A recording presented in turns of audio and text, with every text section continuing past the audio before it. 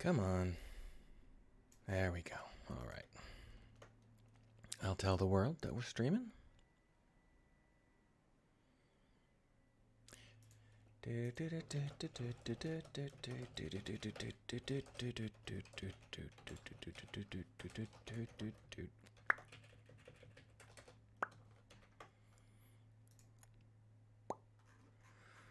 I spell that right? Hey, all right. So, my throat isn't in the best condition. You can probably hear that. So I don't know how long I'm going to be able to stream. I don't think losing your voice is a symptom of anything particularly terrible. I think it's a symptom of it being spring, and I have allergies, pretty bad allergies. But it will keep me from being quite as prolific with the streaming. So what we're going to do is work on the underwater stuff. I think that, I'm not sure what... Unity has this flight mode, which is sometimes very useful, but release. It goes for a full second after you've released. It continues to fly. Release. So I'm not sure exactly what it's doing. Why would it not just stop when you tell it to stop? Why does someone think that the scene camera needs to be a character controller? Well, it's okay. It might simply be that this scene is really, really big now. I'm going to be chopping this up into different scenes.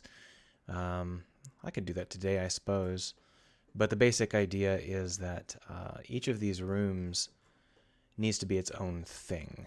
It doesn't necessarily need to be its own scene, but it needs to be its own thing.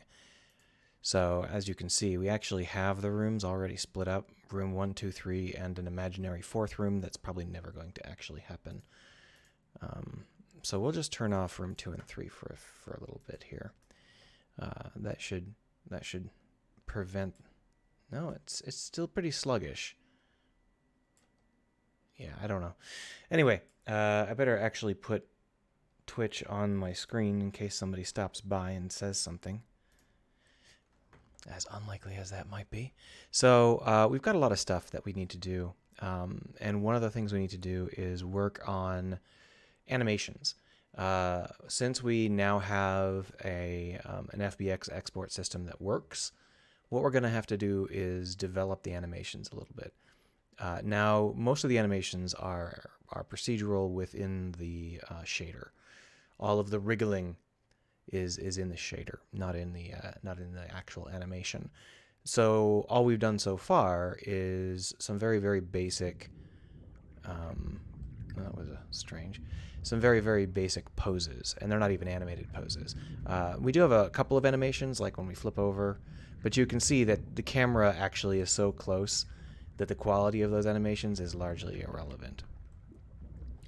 They go a little bit fast, so I might slow them down a little bit when we go back into Blender. I could also slow them down in the actual editor. I'm not quite sure what's going on here. I think that maybe this is just not got the collider I thought it had. Yeah, well, we'll fix that too someday. So I think that we're going to want to put in some animations because there are things that the characters need to animate to do. One of the things that I need them to do is to reach out a hand and plug into stuff. But the core problem here is they don't have a... so these are robots. So let's go ahead and open up the file and talk about it. I'm sure that this is just fascinating. So if we open up Diver C, we've also got Diver C animations. This is not the animations file. This is the mesh file. So one of the problems we've got is that these arms, we need to have a thing, an animation where it becomes clear that the character is not human, and that would be something like their arm might, ideally it would be something like their arm splits open and out comes a power cable. But that's not something that this rig is built for. And it would be tough to do using animations, even with like blend keys. It's not really, there's no tentacles, there's no seams. It's not really set up for that. What we could do is have these. So these are the systems. These are the glowing things on the back of the character. And what we could, in theory, do is if we were to grab these, in theory, we could have these animated to pull forward and around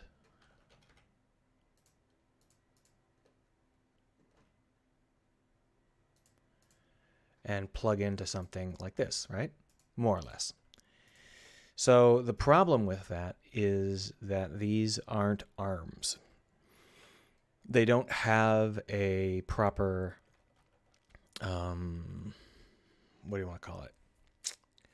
They don't have a proper IK setup. But I think the final IK does do rope IK, and if not, I can always do it myself.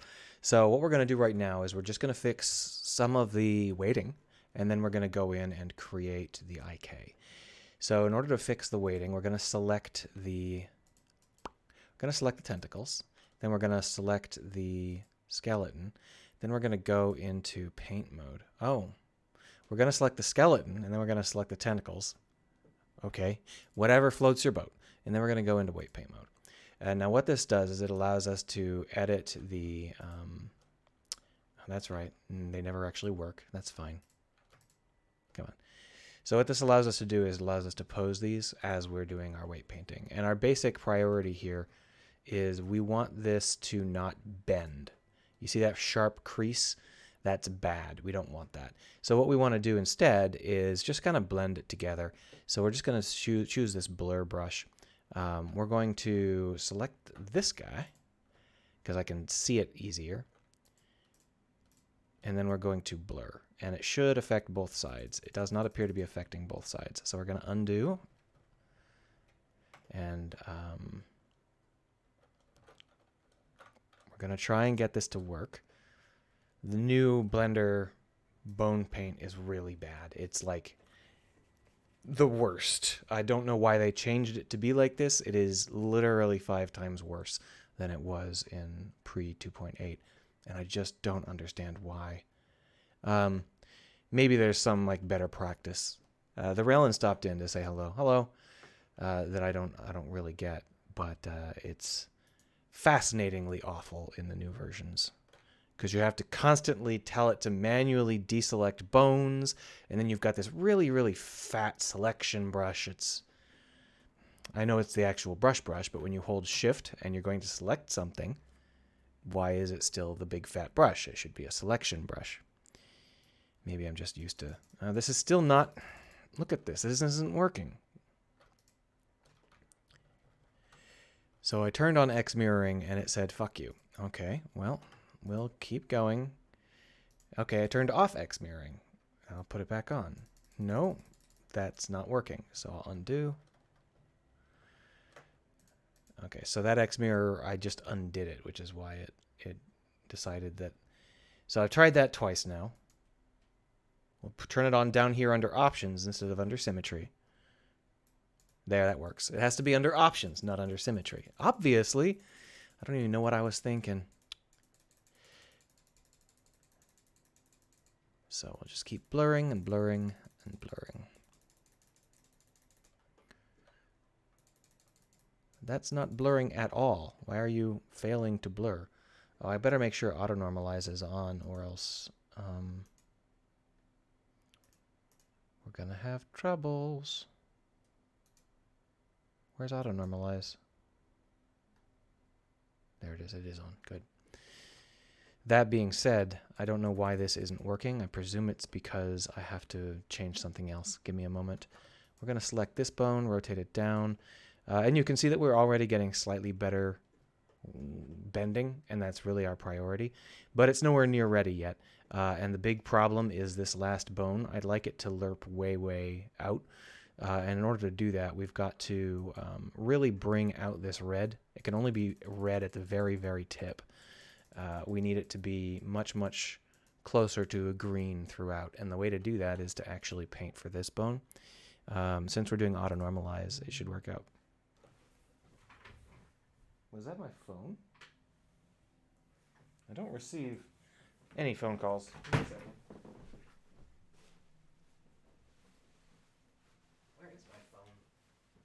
I treat it so well. If I don't leave the house, I don't need my phone. No, I think that might have been someone. Might have been someone vacuuming upstairs and accidentally vibrating a support beam or something. Anyway, as expected, not a phone call. I don't get those.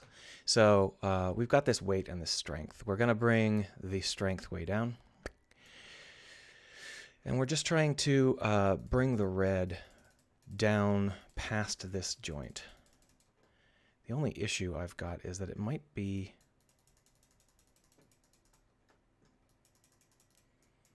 I think it's okay.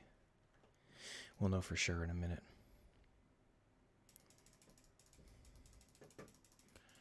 I don't like how it's so centralized. I don't want it to be weighted differently along the edges. That's really not my priority. See how that is like that one little piece that's not working out? I don't even know if you can see that because the bone is so bright. I mean, I guess when we blur it, it might be okay, but I'd prefer it if it was just good from the start. Let's just increase the strength a little bit here.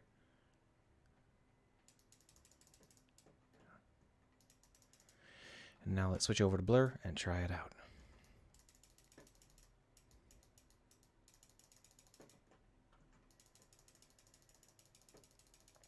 There we go. So now you can see that what we've got is a much more organic set of twists. I think what we're going to want to do is paint the upper bone here, this one, with the same sort of heavy paint. So just to be on the safe side, we're going to actually grab this bone and this one bone, and we're going to rotate it out of the way. There we are, so that we don't accidentally paint on both sides. And you can see that we're going to need to continue to do this. There's a lot of bones that need to be softened here. So we'll just there we are. You can already see how it's popping. So once we've done that, we should be able to just use a big fat soften brush.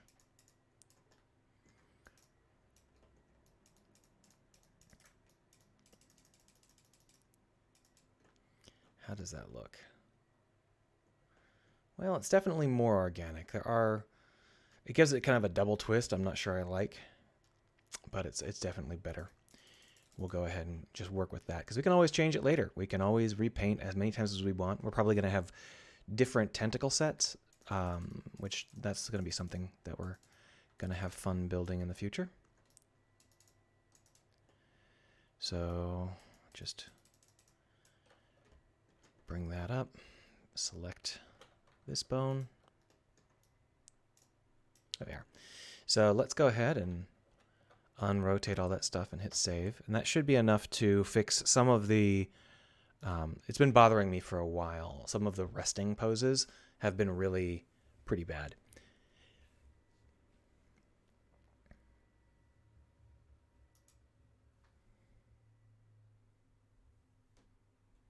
Oh, it's getting really bright. Hold on. I don't want to close off my window, but I can't actually see anything when it's this bright. So we're going to just swim out of this thick layer here and take a look at our resting pose. So you can see that what we've got here is a resting pose that has some double bumps. That might be a little bit too much. I might change exactly where the weighting is to make it a little bit less.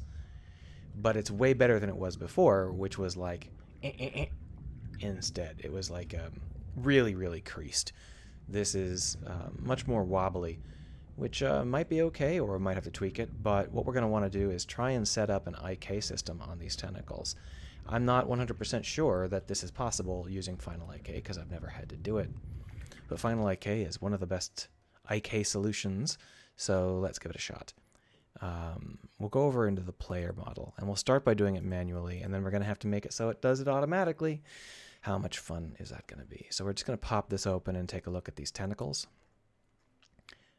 If we were to add, let's go ahead and just add it right here for now. If we punch in IK, we should get an option to we got biped, IK, editor, IK, fabric, full body IK, grounder IK, limb IK. It might be limb IK. I think that's the only one I can see that seems to be okay. So here we can specify arbitrary bones. I'm not actually sure that this is going to work, but we'll give it a shot. Why not? So if we pass in, if we take a look at the bones here, these bones are what we're going to be using. So we're going to just put them in order here. Now the only issue we've got with this is that not having L0 or L1 means that it's only going to tweak at the end, and that's not really what I want.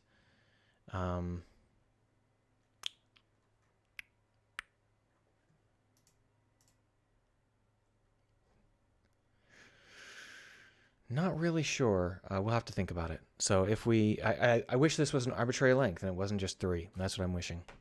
So if we were to create a new object for our targeting, we can just go ahead and thank you for not behaving. I updated Unity and they switched back that behavior again. Brilliant. So they keep changing exactly where new game objects get created. It's not my favorite. So we're just going to move this into what might be a relatively good position and just see how that works. All right, so we're going to shrink down the armature. And where's our empty? Is it inside the armature now? Okay, so maybe they didn't shift it and it just was being annoying. Whatever. So a game object is the target, and we're going to drag the entire player out of this little back alley so that we can see him.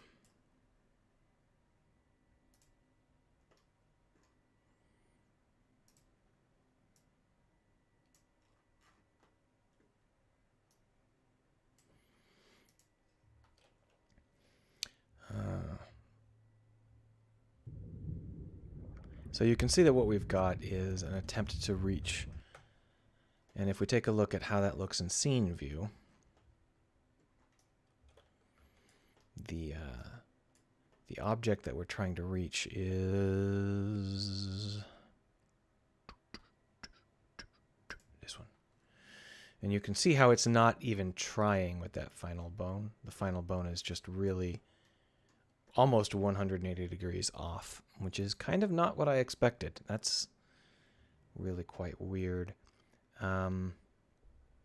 If we just reduce the rotation weight, what do we get? Okay, so it thinks that I'm trying to... so you can see that the green lines there are the bones that we're trying to implement. But for some reason, it's not really popping in properly. Oh, well, if I put the rotation weight back on, what do you think is going to happen? Yeah, so...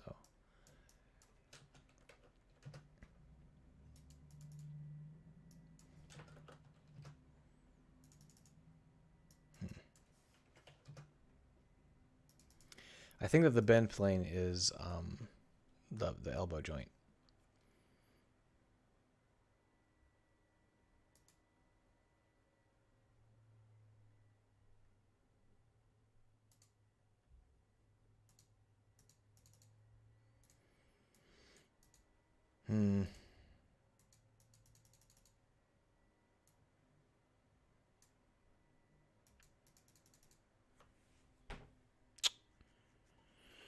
I might have to do this manually, which really wouldn't be great. It would be really annoying.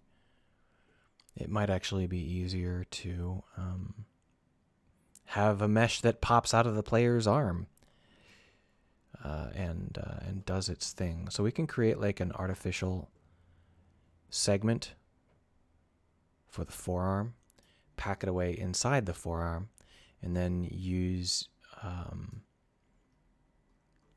a animation or a blend key to have it pop out of the forearm. So let's go ahead and try that. So to do that, what we're going to do is just grab a chunk of forearm here. Come on.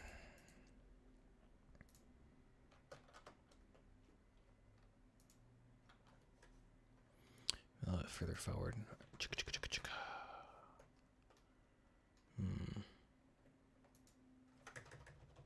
There. Just duplicate that and punch it out.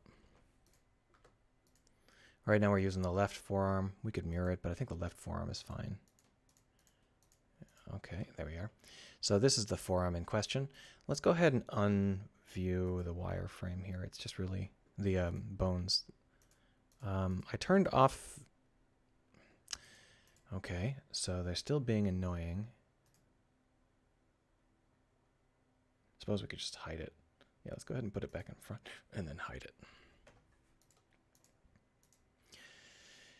And in this character, this is our main character, and what we can do is simply change them over into a wireframe. Boom. And then we can select this guy. So what we're wanting to do is have some relatively convincing pop out. And what we're going to have is a piece of the forearm. I don't think it's necessary to split the whole forearm, but maybe like, a cyborgy chunk of forearm lifts up, and then out will come some kind of nozzle. So in order for that to happen, the forearm rising up actually has to be larger than the underlying mesh, unless we create a blend key for pushing down that underlying mesh, because we're just basically overlaying this. So it can't be, if it's not larger, we're going to have some pop through. So what we're going to do is we're going to choose a segment of skin, and then we're going to have that pop up. So if we come in here into edit mode, Relin says, when are we going to see you making an FPS RPG with custom spell making and base building naturally? That's a little bit unlikely just because it's so much work. I have a soft spot for exactly that kind of game, but it's a tremendous amount of time that it takes. So we are not likely to see that from me anytime soon. I mean, if you want to fund it, feel free. But other than that, we're not gonna. What just happened? Why did that? What? That was weird. I don't know what just happened, and it's really annoying. Well, whatever. So this is the patch of skin that we're gonna have, and I think what happened is, I don't care. Let's go ahead and just delete these faces. The Relin says that if he had time, he'd make it himself. Yes, that's a good plan, but you got to make about 50 other games first, because those are some of the most hard games to make. So I'm not sure what my next game will be. It might be another underwater game, just because I'll have all the assets. But I might be too sick of underwater games by then, so who knows. So we're going to extrude straight down like this, and we're going to need to have a... another material.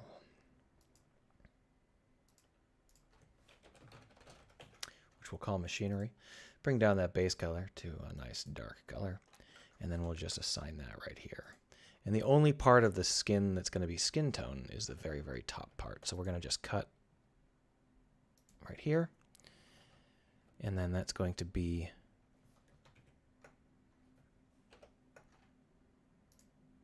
there.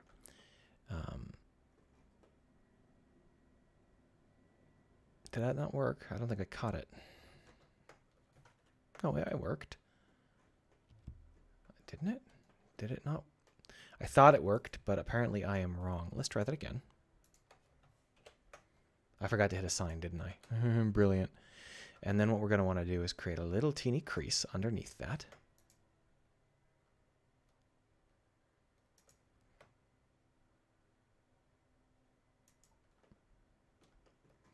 And this is that crease right here.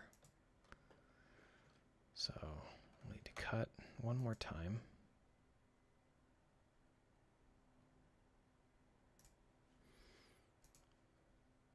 And in we go.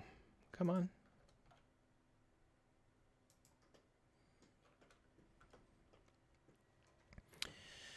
Verlin says, I would like to see how you do one of those boar building games you have uploaded on YouTube some time ago, not with boats.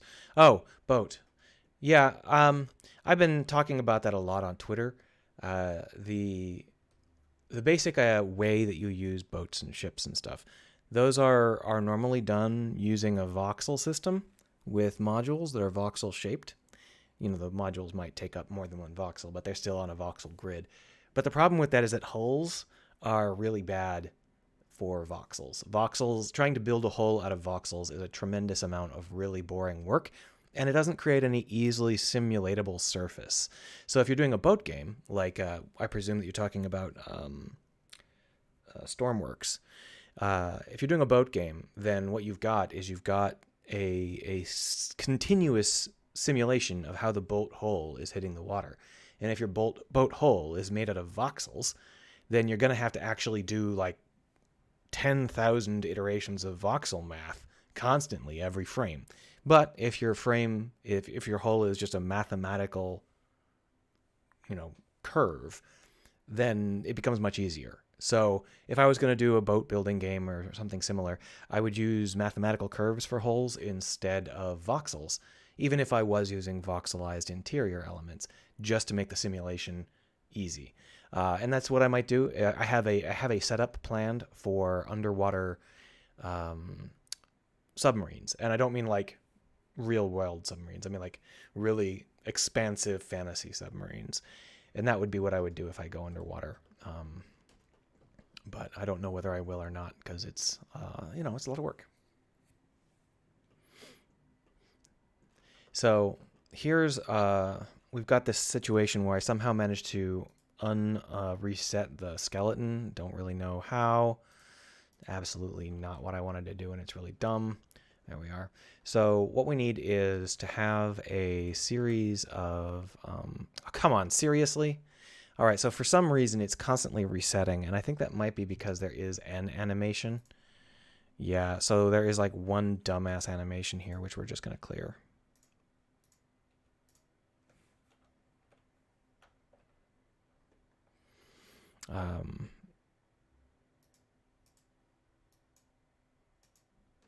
So for some reason it's resetting to this even after I've deleted it. So we're going to have to like implement this as just lock there, because fuck you. Super unhelpful. So now we'll go back into layout mode. Derelin says, the connectivity between the modules I would find interesting instead of the actual simulation. Yeah, the fun for me in any of these things is how the pieces of your vehicle or base are limited in how they can interact with each other and how they can be hooked up to each other. And that's something that would be a lot of fun in an underwater simulation, whether it's a facility or a submarine. One of the other things I really like is the idea of a mech. I've got some really fun ideas for a mech simulator where you're building a mech, but the problem is that mechs are a little passé, and I don't know if I could make it interesting enough to pull in a new crowd, and then people from the old crowd would pop in and they'd be like, oh, this mech simulator game isn't exactly like every other mech simulator game, so therefore it's terrible. That's the way of it. That's right. These actually all exist, don't they? Should be okay. We'll go ahead and just call this pop-up. So what we're going to do with the pop-up is we're simply going to rotate the arm element up and out so that it is visible. And the first step to that is to take this rear element here. Not that much. and lock it in place. Poof. Try that again. Poof. There we are. And we're only going to be popping out this part. So we'll just grab it. And the Relin says that was too accurate and hurt. Yeah. I know my mech games. And so my idea of what a good mech game can be does not fit in with what everybody wants from a mech game. So there's not really a huge reason to build it since I'd be the only person who actually enjoys it. I changed my mind. We're going to go ahead and... Come on, seriously? Behave. There we are. So you can see that we're not really coming straight up out of the forearm. There we are.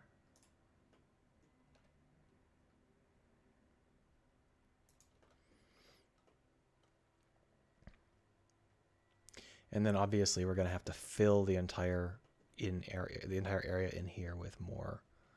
But if you see what happens here is it just pops up. And even if we have other sort of blend shapes for it, they should all still work. My only problem is they might not be correctly.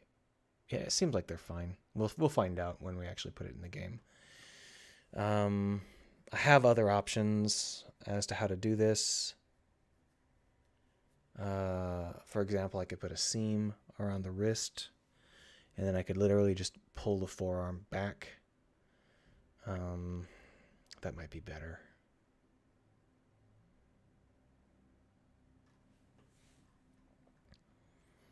Let's do it that way. I think that's going to be better in the long run. So this is our mesh. Well, let's bring it back so that we can see it again.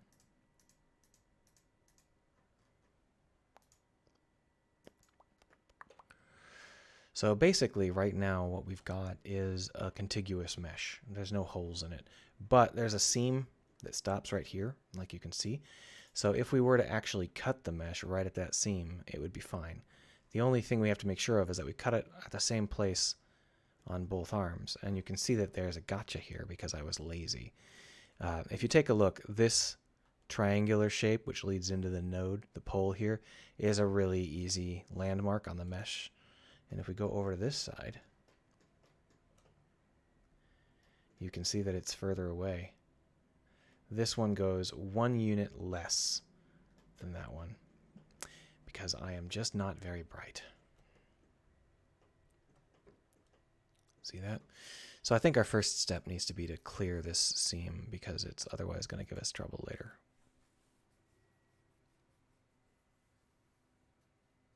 There we are. And then we can select them. There we go.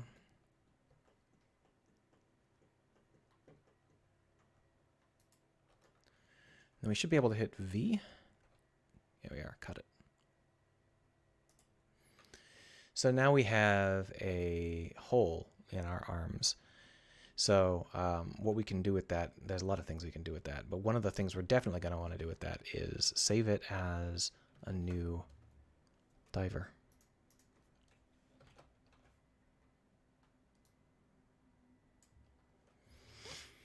Because we're about to make some pretty significant changes and we don't want to screw it up. Still called Diver C though, so we're going to want to just rename that. Diver D. And we're going to want to create a new key, shape key. There it is.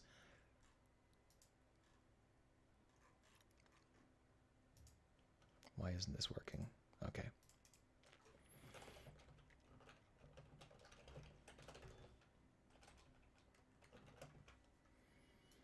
So basically, in order to have this work, we're just going to want to strip the arm back. And then we're going to have some kind of interior to the arm in order to have that happen. So in order to do the interior, we can just hit like F or something. We'll figure it out in a minute here. But in order for us to move it back, we're going to want to hide the hand because the hand isn't what's getting moved back. This is. So then we're going to turn on proportional editing. with a sharp curve. And we're going to want to try and move it back.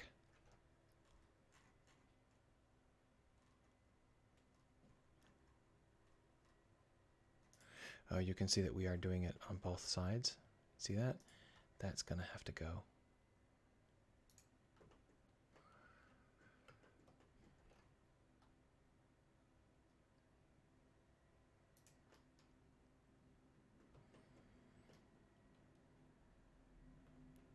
Just trying to make sure I don't get too far off of true. We can always just expand this. Now what we really need to do is create some kind of interior for it. So we'll just go ahead and this is something we're going to want to do on both sides simultaneously. So once we come back out here, you can see very basic, right? I don't know. I don't like it. Let's not do it that way. I'm wasting everybody's time. Let's not do it this. I'll figure out what I want to do later. And not worry too much about it right now.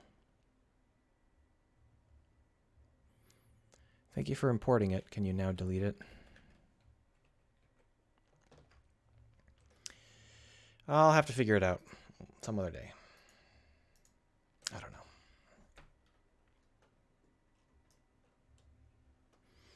So I guess we're not going to do that. Instead, we're going to... Wait, why does it do that?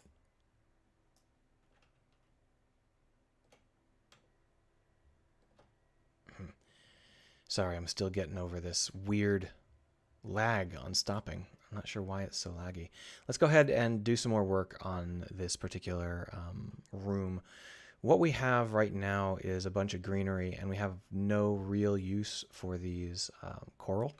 I don't think we're going to have any coral in this stage, so I'm just going to delete it.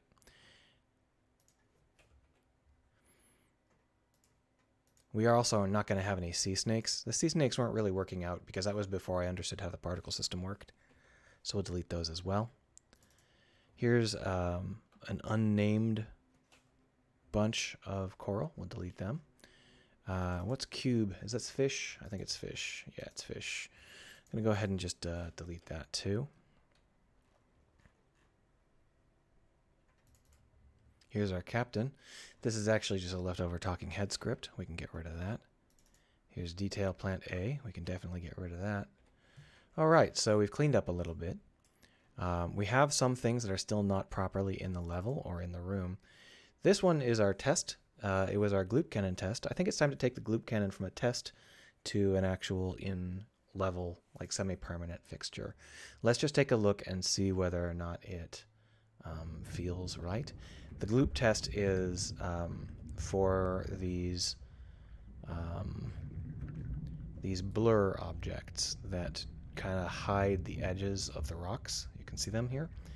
These are the gloops. And the idea of the gloops is that they make it so that the piles of rocks don't feel quite so singular. And previously what I did is I was using these gloop structures, which I am going to continue to do, but I'd like to try it with sand.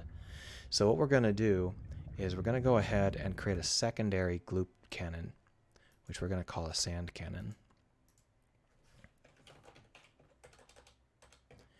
And we're going to try and do the exact same thing, but with a sand set of objects instead of a grass set of objects. So for that, we're going to need to change this particle system out for something that is a little bit more useful for our needs. Right now what we've got is this gloop, and that's not going to be of any use to us, but it's very similar to what we might need. The question is, do we want to use a mesh? We definitely don't want to use that mesh, but let's go ahead and try it with a different material here. So if we take a look at this material, it's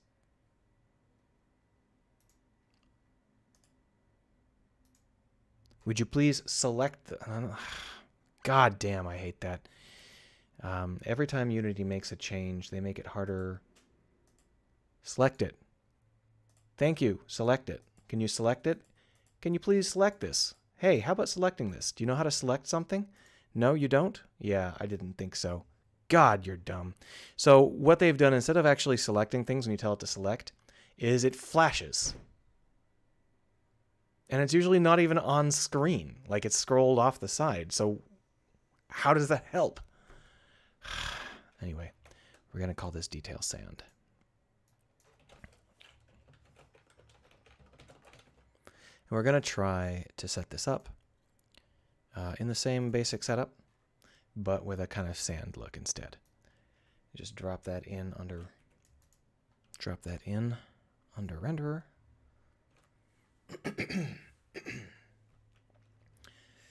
And then we can come down here and change this. So right now we're using this albedo clip that is very plant-like. I think what we want to do is switch that out for something that is sand-like. I don't believe we have anything sand-like. Let's take a look. I don't think we've got a sand texture. We've got some kind of sandy-ish textures, but no proper sand texture. I'm going to give you Phoenix Wright for a minute while I set up my art. Sure, I'll read news from Celsius. The best time to do that is when I'm streaming, right? I am way behind on my updates for Clip Studio Paint because it works, so why would I keep updating it?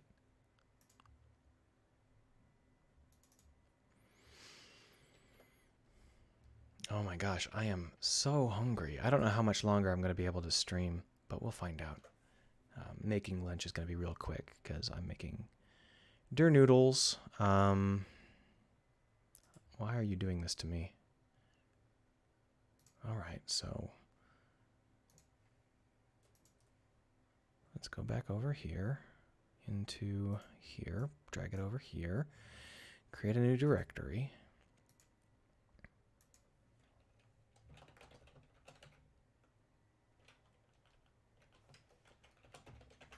Call it sand and rock. Obviously, there are a lot of sand and rock textures that aren't going to go in here, but we're going to just go ahead and start putting some in. So here's our sand and rock. I'm going to call this sand transparency. And we're just going to try and create something that is sandy and partially transparent. We're going to make it white because that's easy to recolor, but I can't see it. So we're going to fill in black. And then there we are. So the actual color in game won't be white. That would be really strange, but we want it to be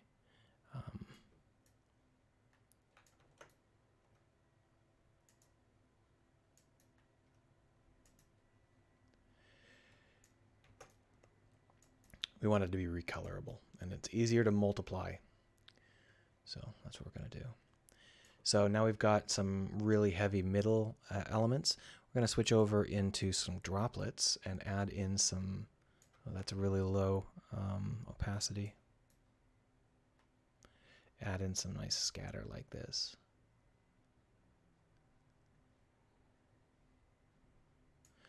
And then we're going to just bring down the interior with a darker tone. Oh, that's not going to work.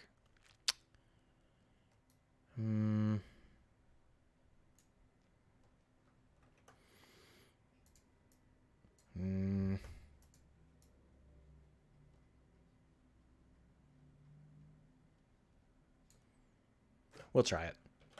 Oh, get rid of the black. So we're going to call that sand transparency, and we're just going to give it a shot and see how it feels. It probably will feel pretty crappy, but as a first attempt, there are worse things to do.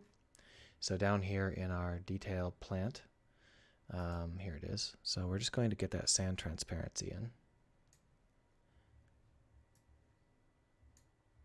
There we go. And you can see that this is a much more aggressive shape. The plant transparency was like 90% transparent, whereas this is almost entirely opaque. So going to bring these tints down to a lighter grayish tone like this.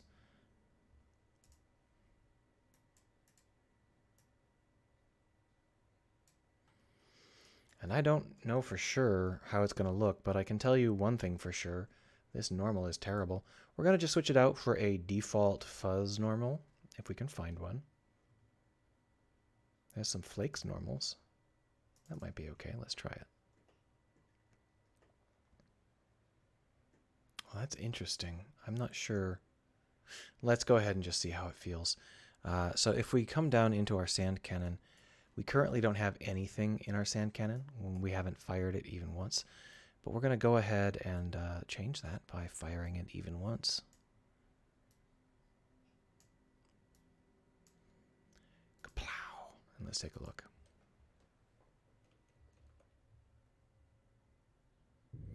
Now we're not using a custom mesh, we're using the wrong mesh. So we're going to have to fix that up.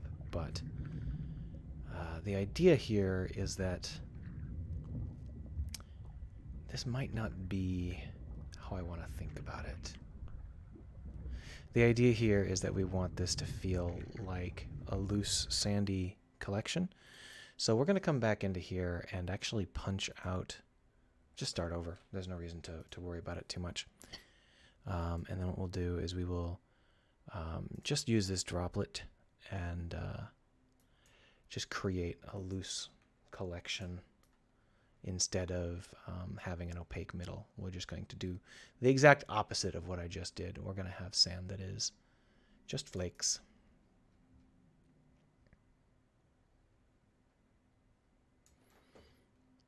We'll try it, see how that feels.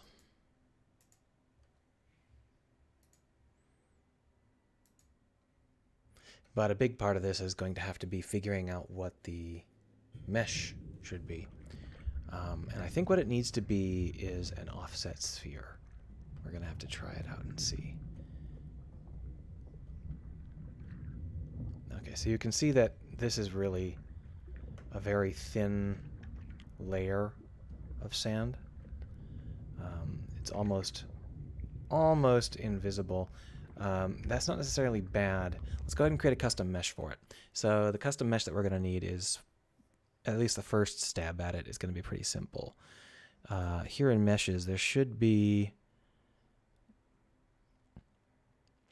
got some fauna, flora, FX, FX new, rocks. There we are. We'll put it in rocks. I think rocks might be too old. We might have to create a new. No, this doesn't look too old.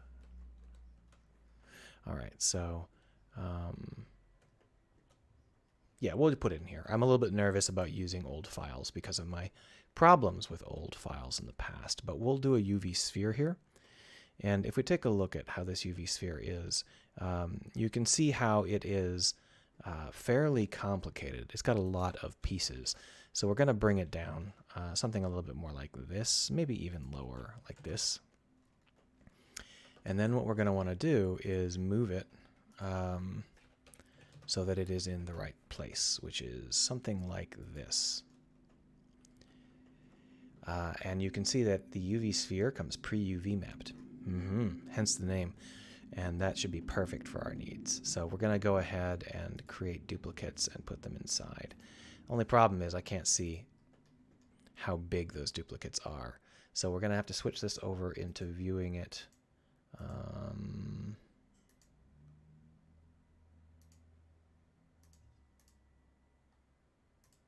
Here it is. I could also turn on, some other mode. I don't have to do it this way. So the issue I've got with this is that these two are going to have identical UVs because they are identical objects. So we'll just flip it over. I know you didn't see anything there, and that's just because they are identical when flipped over on that axis. And then here we can just flip it over on a different axis. Ooh. And that should be 3 layers. I don't know whether or not we're going to keep the full sphere. We might end up doing something like maybe squashing it, or I don't know. I'll have to think about it. Either way, we're going to go ahead and call this a dust sphere. Come back over here, and we'll switch out that plant mesh for our dust sphere.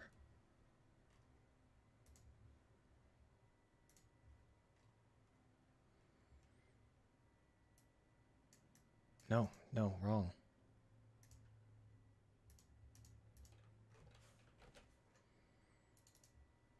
So now let's take a look at how that feels with the dust sphere.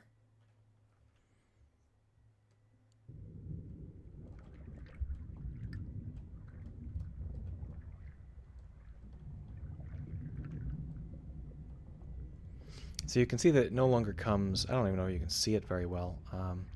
We're definitely going to have to amp up the thickness in order to be able to really see it. I think the real problem here is I used a 50% transparent object. So we're just going to layer it a couple of times. That should give us a lot more actual opacity. I think what's happening is the dither is being really loose.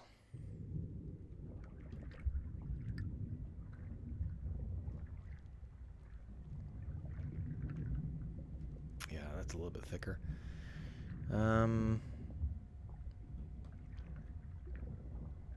So you can see that the spherical nature of it is fairly obvious. Let's go ahead and do some work. So one of the pieces of work we're going to have to do is to scale it down and then move it up. That should be a little bit better. Yeah, and I also want to change it on any of the other axes like that. That way when it rotates, it'll be different. We're also going to want to add in some more here. This is not working out, so we're going to go ahead and try it again. With this running color spray, we've got this issue where it's opaque in the middle. So we are going to have to stick with droplets. We're going to just bring the opacity. No, the opacity is fine. We're going to bring the particle size up. No, that's too big. Maybe we just need to do more.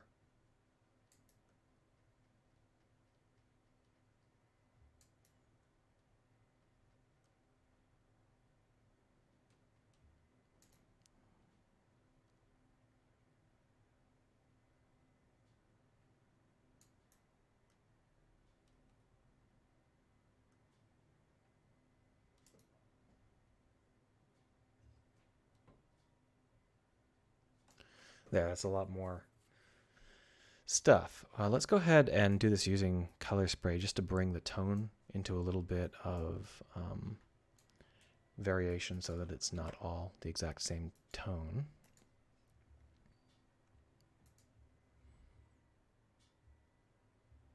And we'll try it one more time.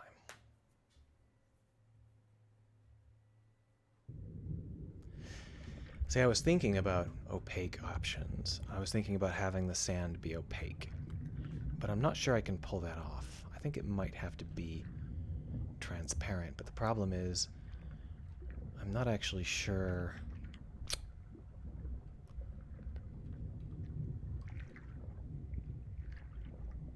Let's go ahead and increase the size and try again. So right now our size is between 0.3 and 0.8. I'm going to make that between 1.5 and 0.8 and try one more time.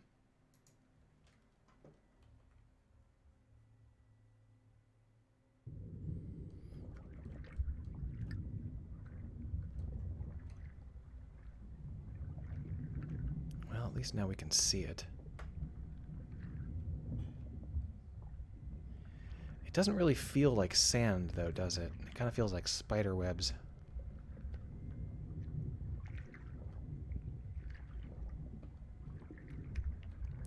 That might be because I stretched the sphere. A stretched sphere is no longer properly spherical, so it's not giving us proper dust. We got two options. One is we can unstretch the sphere. Let's go ahead and just try it like that first. And the other is we can adjust the UV so that it's half as much on that axis. But I don't know. There are so many things I want to try, and I don't know if they work. So in this case, you can see that they're really coming above. That's like really projecting above the surface much, much higher than I thought it would. It might be that I've got the wrong axis set as the y-axis, because we shouldn't be able to see this much of the sphere. Wait, there's still... Yeah, that's just the wrong axis. So the fact that we're still getting donut shapes is because this isn't pointed the correct way. I guess it's one of these ways. Let's go ahead and rotate around the 3D cursor. There.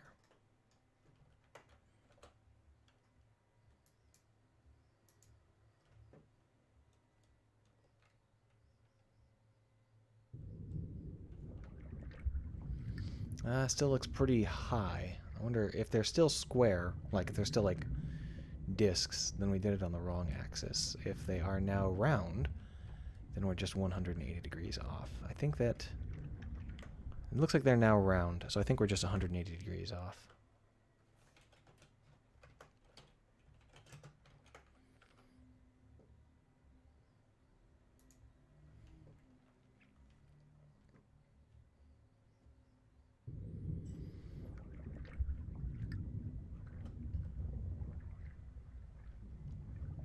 Yeah, that's more like what I had intended.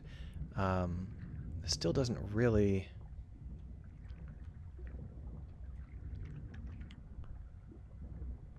Is this right?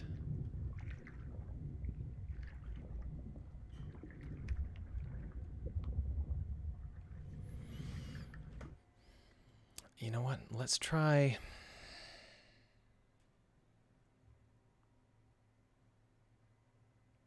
So, what I'm thinking is, this is the top, despite it being on the bottom. Let's go ahead and flip it over in the object view, so it won't change the underlying view here.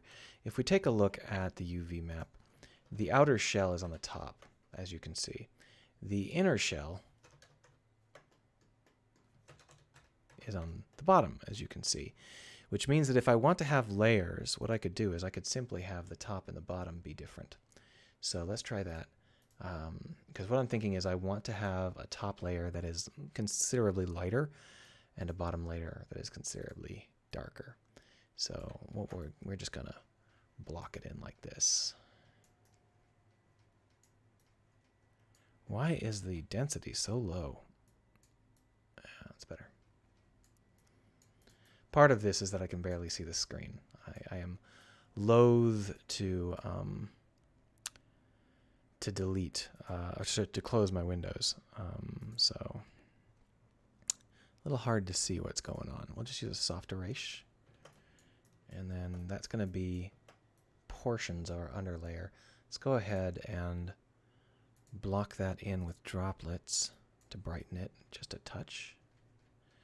And then darken it just a touch. And then we're going to put in another layer. We're just going to try and stick just to the top for this. This at the very top is the top of the sphere, so that'll be the densest part, in theory. And then what we're going to do is we're going to try and just darken the entire underlying layer. Not that much. There we are.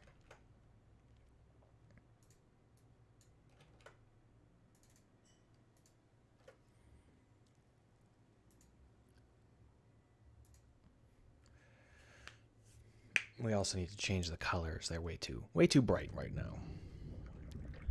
Wow, that's not what I expected to see.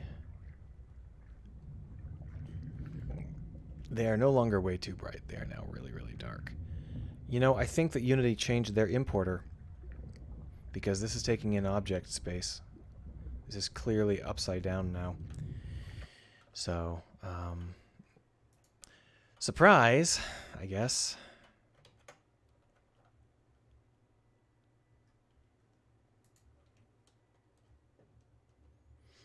Unity's Blender importer has been getting worse and worse and worse every release. No, they're still upside down. Was it just that it was so transparent before that I couldn't see it properly?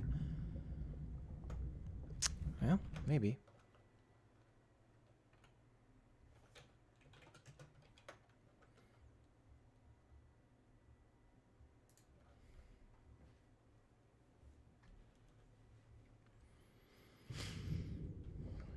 No, it's still...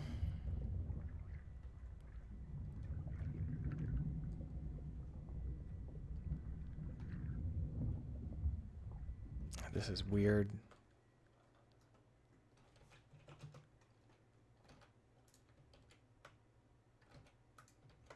There. Now it should be either entirely inside the rock or entirely floating above the rock, and that'll help us to figure out what the hell's going on. It's inside the rock. So that is the correct direction. We've got only a tiny portion sticking out of some of these, and those are the ones that were on the edge. So they're kind of pointed perpendicular to the rock. So if we just bring this down, I think that's where we were before, but it really looked like there was a huge amount of sand on top. I guess the underlying layer might be too thick, because this is like opaque. And you can see that it doesn't even look right anymore. It looks like shit, as in literally.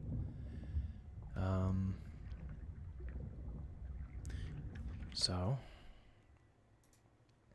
we're just gonna bring down the opacity here by clearing it. Boom! And then doing the same thing we did before, but with darker tones.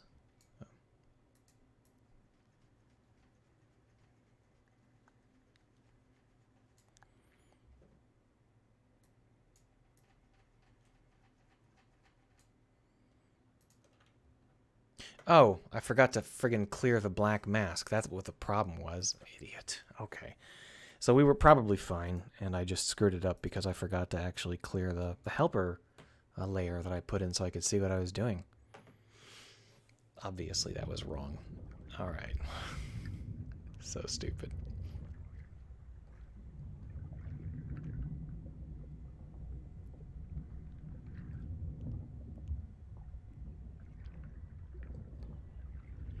I mean, if I could get it to look like sand, it would be okay. See, what I did is this yellow thing down here, I placed this manually. It's a sheet, kind of saddle-shaped sheet. I was hoping to not have to do that. I was hoping that I would be able to plant just rock.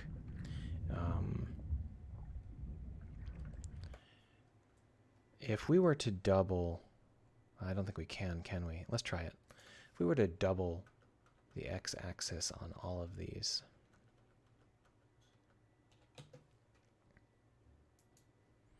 Also bring down the tint considerably.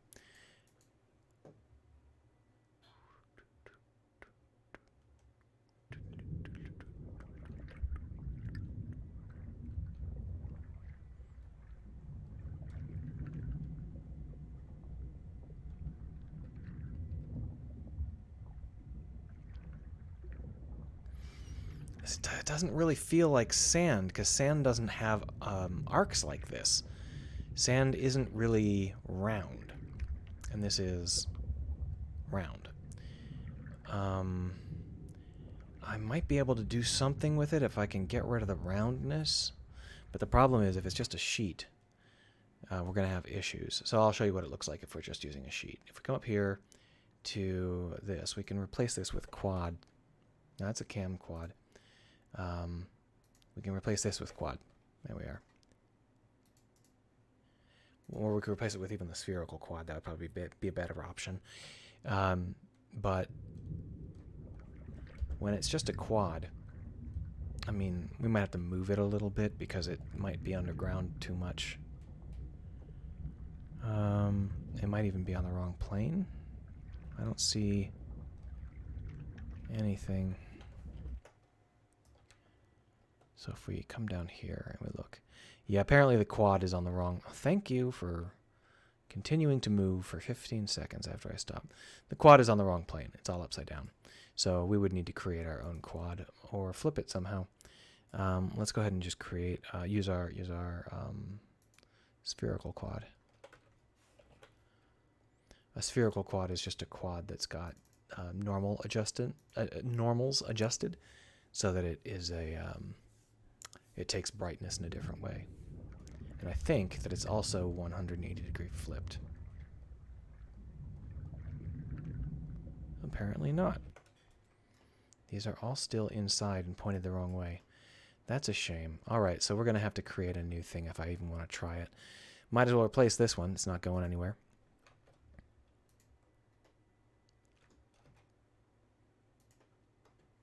The only issue is I can't actually tell what's the inside and what's the outside.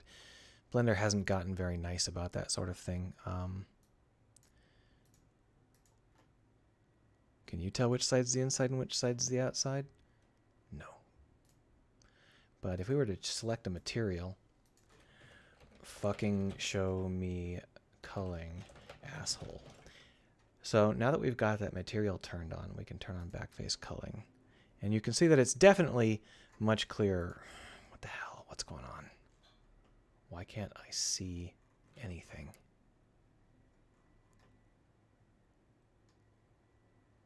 Oh, did I set it to... Of course, I'm an idiot. There we are. So that's correct. That's the kind of culling we want. And then we'll just bring this up. And then... Oh,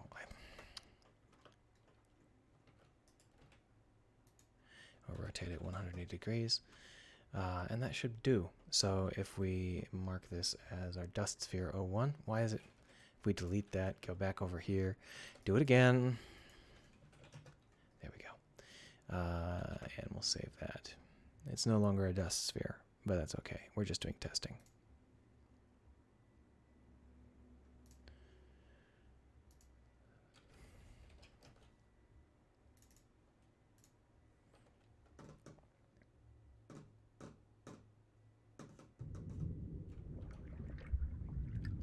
I think what might have happened is I might have put the normals 180 degrees off when I did the casting. Yeah, so here's what it looks like with just quads. And you can see that it's... I mean, it's not... I just don't know. I don't know how to make these feel real. Maybe I'll try one more time with a different setup in here. If we were to use a running color spray like this,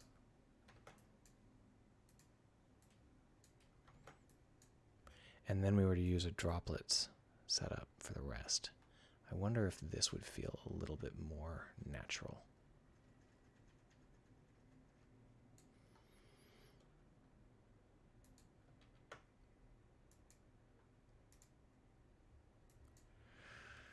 It may also be that I need to change how the particles are placed.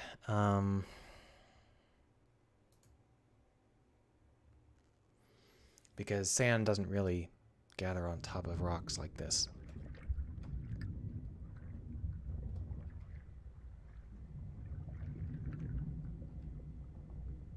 Oh, that's definitely not better. That's not even a little bit better.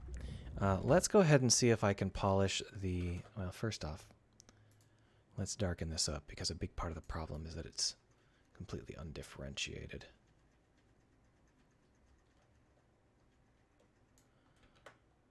And another big part of the problem is that it goes out all the way to the edge. So if we were to use an eraser to soften the edges, that might be helpful. There we are. So if we take a look at the sand cannon itself, it's got a couple of arguments that might be of use to us. We've got this bias. The bias of y negative 0.05 means that it's trying to climb on the y-axis? Why would it be trying to climb on the y-axis? That's a strange axis to climb on. Y is correct. Let's go ahead and just shift it to y plus 0.05 and see what happens. So it should crawl down the rock now. At least that's the theory. It doesn't seem to want to, though. Wow, thank you. So helpful, Unity. There we are. Let me clear that. If we fire it into an area where sand would gather rather than on top of a rock, maybe it'll be a little bit clearer. Let's see how that looks.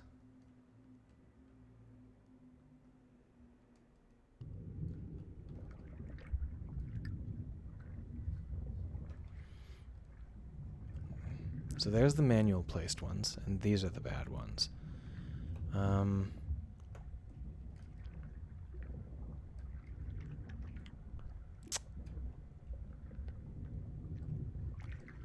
I can't even tell if they're bad because I've done so many variations that don't work out. If we take a look at the particle system, one of the problems is that they're really, really bright still. Even though I've changed these colors to be quite dark, they are in fact quite bright. So we're going to just continue darkening the colors. Another problem is that I think that this is too much opacity. I think we need to start over again. So we're just going to do it one more time.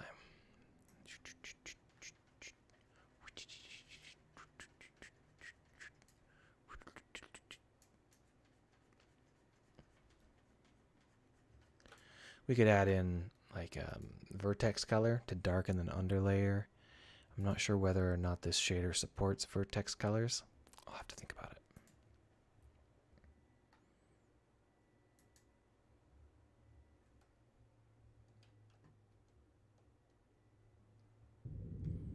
Oh, I'm a fucking idiot.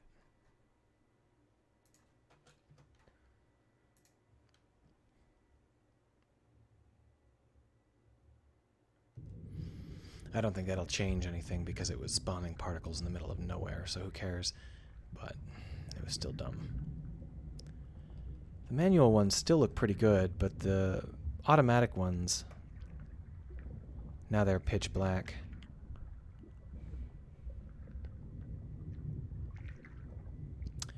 I mean, they really don't seem to add anything. Maybe it's going to have to be manual the whole time. That really doesn't seem like something I want to do. I don't want these to be manual, but I guess I might not have any options. Sand behaves in a very specific way. That's just all there is to it. So we're going to go ahead and delete the sand cannon. I think we're going to have to rely more heavily on gloop cannons if we want to soften the edges of these rocks. So let's go ahead and just do some more glooping. And we'll have some slightly softer rocks, because the point here is I don't want all of the rocks to feel... I've only got 3 rocks. I don't want them to feel really obvious.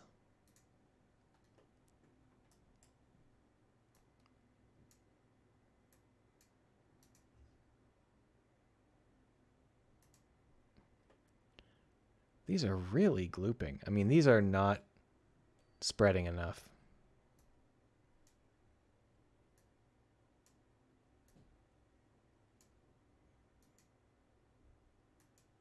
Yeah, that's a little bit better. We're going to have to clear all of these and try again later, which is why I'm not being too concerned about it. The idea of editing all of these one by one is ridiculous. The whole point is that I'm not going to do that.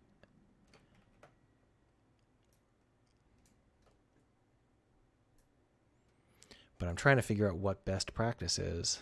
See how this one got a whole bunch of stuff underneath the rock? That's a known problem.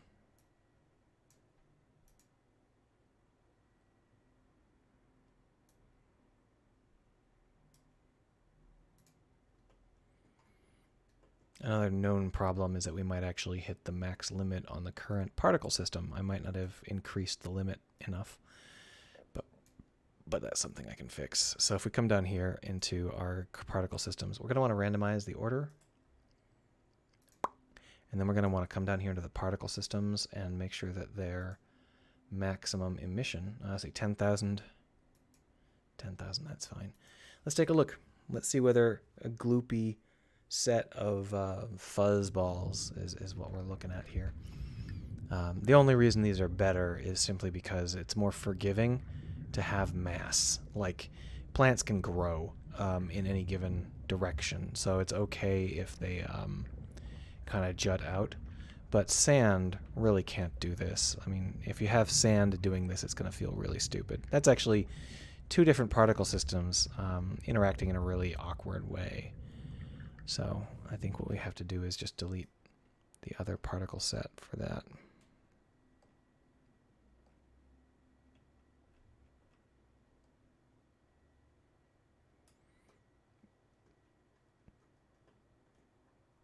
And it was one of these rocks, wasn't it? I think it was this rock. I can't see anything.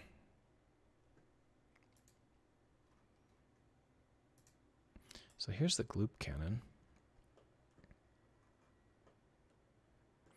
So if we go over into the particle section of the level,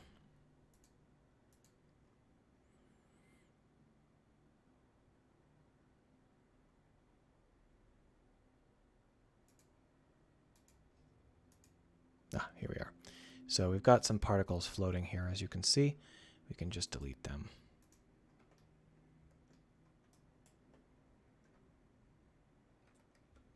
No, not going to let me. What was that? Unity's really misbehaving today, and I don't know why. Apparently they are going to be aligned with the wrong axis. That's fine. So, whoa. What? Did we move, or did a whole bunch of rocks just get deleted?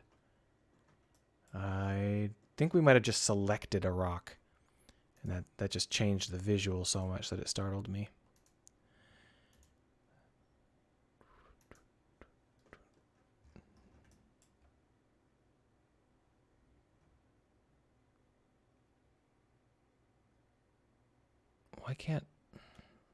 Why can't I select these? Why can I only select the ones that are down there? Now, obviously, it's running slow as balls because, see how that works fine for all of those? But for these ones on top, I can't get them. It might simply be that they're... Okay, so let's move...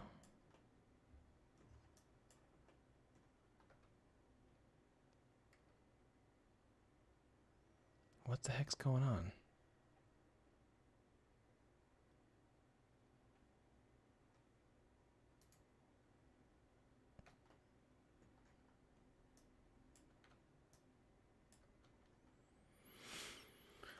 I don't really know what's going on. They're not allowing me to edit certain particles. That's really strange considering I programmed this, so I should damn well know where the particles are, right? Or how it's being edited. But for some reason, these particles right here aren't popping up with an editable button. Almost all of the other particles are, but not these.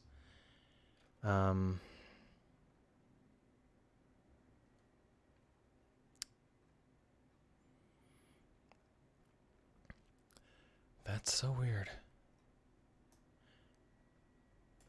See, all these other particles are fine, just not this one. What could it be? Oh, you know what? I'm an idiot. There are actually two particle systems. The heavy core creates the larger particles.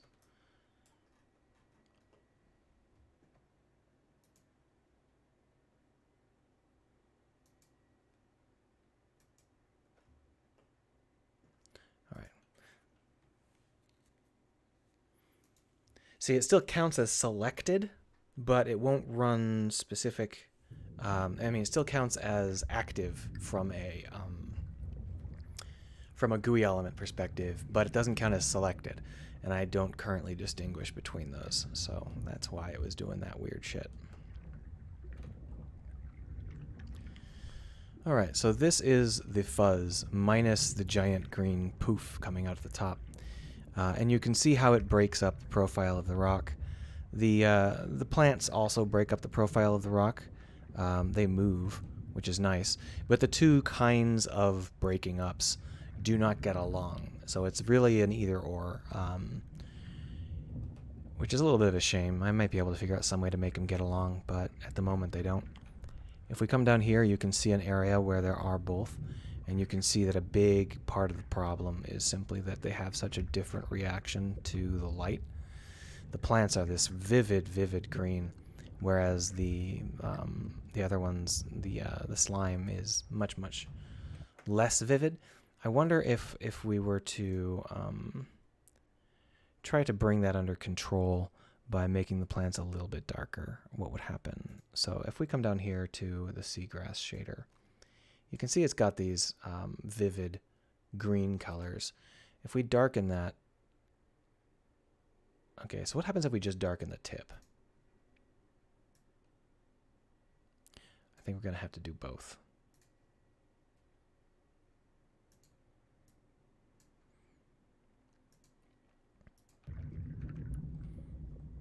So they're no longer quite as bright. I wouldn't go so far as to say they get along now, but it's at least not incredibly ugly.